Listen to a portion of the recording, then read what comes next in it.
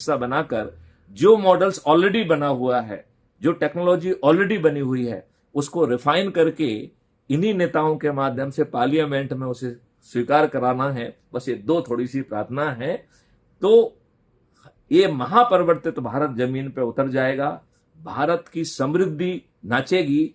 और माननीय नरेंद्र मोदी जी तो कह रहे हैं कि 3 ट्रिलियन से 5 ट्रिलियन इकोनॉमी होगी।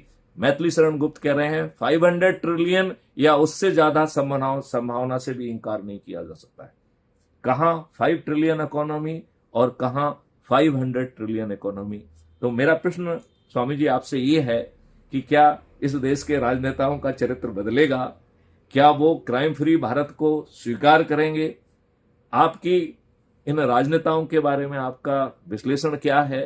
क्या आप इन राजनेताओं से अपील करना चाहेंगे कि देश हित में, जन कल्याण के हित में वो जो है इस को अडॉप्ट करें और ये जो छोटी सी 2 प्रार्थना है इनको कर दें?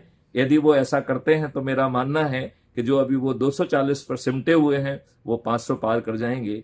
तो इस बारे में आप अपने विचार से हमें लाभान्वित करें।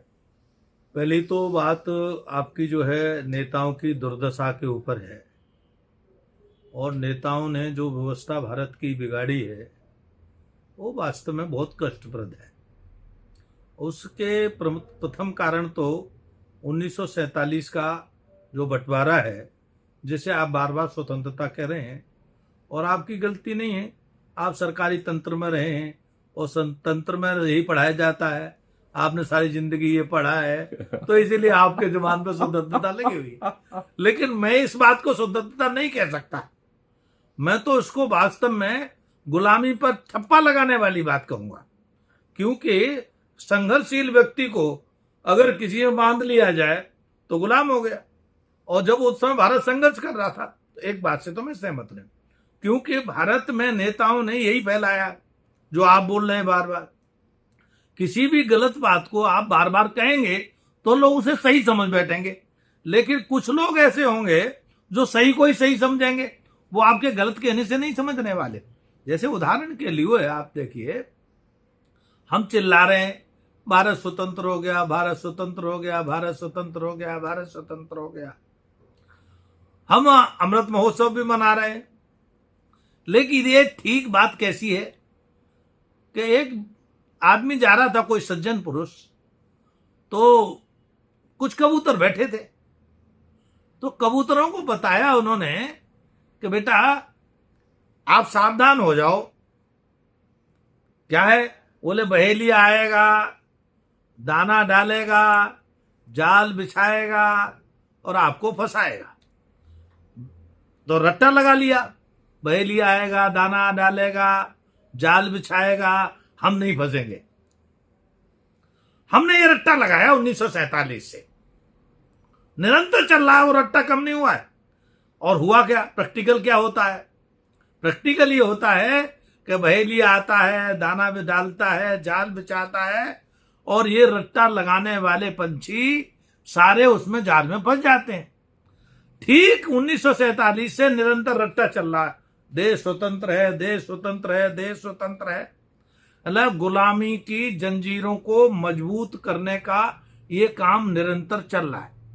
मैं आपको इस बात को इसलिए कह सकता हूं कि अटल बिहारी वाजपेयी में के समय 99 साल का अधिकार दिया था अंग्रेजों ने, वो उन्होंने 20-21 तक बढ़ा दिया। तो मोदी जी के लिए पर्याप्त अवसर था, वो 21वां मकाम दौरा।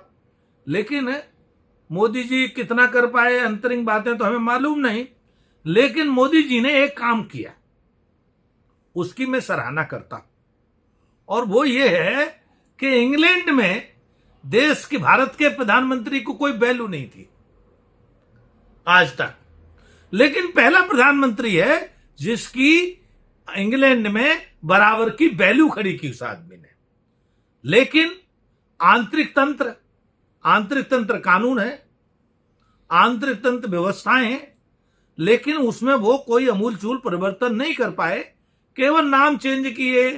जैसे आप भी खुद बता रहे हो, और मैंने बहुत ज्यादा कानून पढ़ा नहीं, लेकिन जो कानून के ज्ञाता हैं उन लोगों ने जो बताया है वो ये बताया है कि महाराज जी जो आईपीसी थी नाम बदला हुआ है लेकिन सब वही है, और क्रिमिनल की और धारा है वो सब वही हुई है।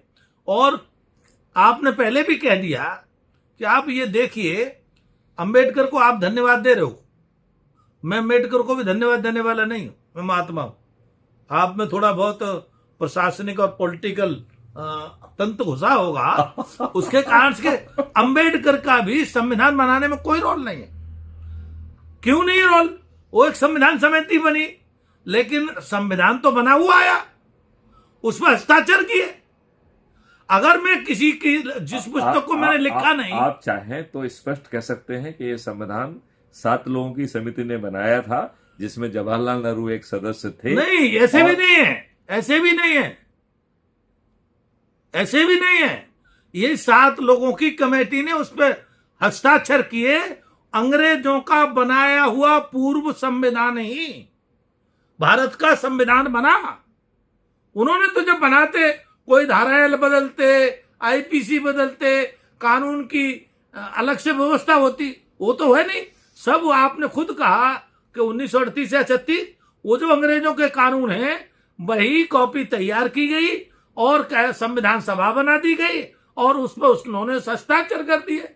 तो देश के साथ बहुत बड़ा दुर्भाग्य और धोखा ये हुआ कि जो अंग्रेजों का संविधान था उसे भारत का संविधान कहकर थोपा गया, और उससे बड़ा झूठ क्या अपनाया, वो चिल्लाया गया कि साहब एक संविधान सभा थी, उस अंबेडकर ने ये किया, नेहरू ने ये किया और ये किया। और दुर्भाग्य ये जोड़ा कि संविधान के नाम पर देश में झगड़ा कराया। कोई कहे अंबेडकर ने बनाया, कोई कहे नेहरू ने बनाया, कोई कहे कोई वहां का कांग्रेसी नेता रोहतक का निकला, उसका नाम मेरे को याद नहीं आ रहा, वो अपने को संविधान सभा का अध्यक्ष बताता और उसके बाकायदे फोटो लगी, मूर्ति लगी। मैं उस कार्यक्रम में गया, वहां लोग अंबेडकर मानने वालों ने उसको तोड़ दिया। बोले नहीं, संविधान का निर्माता ये नहीं है, हमारे अंबेडकर है। वास्तविकता ये है 7 लोगों में से किसी ने संविधान में कोई काम नहीं किया, सबने केवल हस्ताक्षर किए। और मैं ये कह सकता हूं भारत के साथ इससे बड़ा कोई दूसरा धोखा नहीं था, बहुत बड़ा धोखा था। अंग्रेजों के गुलामियत को सर्टिफाइड करने के लिए और उसको कानून में परिवर्तित करने के लिए ये सारा भारत में बड़ा षड्यंत्र हुआ, और इससे बड़ा नेता पाप कोई दूसरा नहीं कर सकते। और मैं आपके माध्यम से कहता हूं, आज शायद वीडियो चले, ये चलेगी कि नहीं ये तो हमें पता नहीं, क्योंकि गूगल बाबा, यूट्यूब बाबा, फेसबुक बाबा, ये सब भी कहां से ड्राइव होते हैं और आप सब जानते ही हैं, मुझे कहने की जरूरत नहीं है। लेकिन मैं तो अपना साधुता का धर्म निभा रहा हूं, और साधुता का धर्म यह है कि मुझे जो सत्य जानकारियां हुई हैं वो मुझे आपके माध्यम से कह देना चाहिए। तो दूसरा धोखा ये हुआ, संविधान के नाम पर छलावा हुआ, धोखा हुआ, आज भी हुआ। अब तीसरा धोखा ये हो गया, संविधान परिवर्तन के नाम पर वही कॉपी, जैसे आपने कहा शराब वही है, बोतल बदली। अब आप बताइए, जिस देश में बार बार किताब के कवर बदले जाते रहे, किताब वही हो, किताब का कवर बदल दो, तो इससे क्या, किताब की मूल भावना तो नहीं बदली, और जब मूल भावना नहीं बदली तो ये देश का दुर्भाग्य है। दूसरी बात आपने बहुत महत्वपूर्ण कही कि देश में न्याय नहीं मिल रहा, ऑर्डर होते हैं।